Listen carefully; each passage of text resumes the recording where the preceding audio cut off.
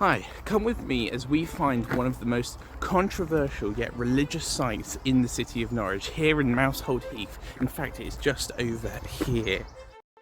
Whilst this may not seem like anything significant, we are currently standing in what is the centre of a chapel precinct that was built in 1168 for William of Norwich, a young boy found right here, murdered, with injuries reminiscent of the crucifixion.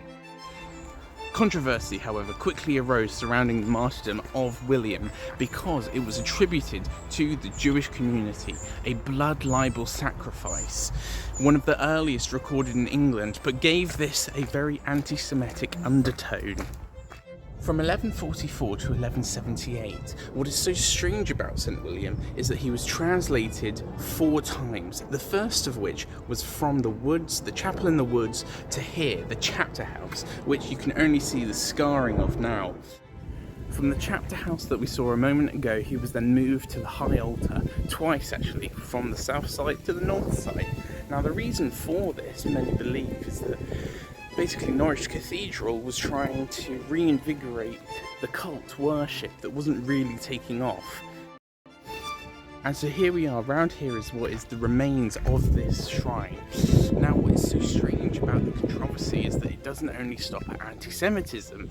Basically the monks at Norwich used St. William to gather a lot of wealth. So in his miracles we see countless times over and over again these discussions about donating candles, and the reason for this is that wax was really expensive.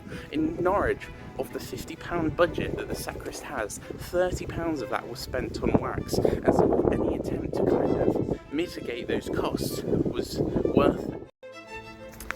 Inside the cathedral, however, you won't find many references to William.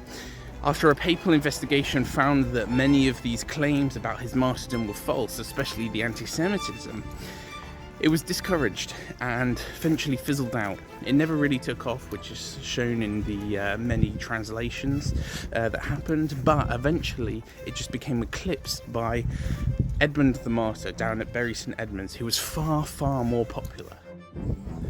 And so there we have it, the story of a boy who went from saint to sinner.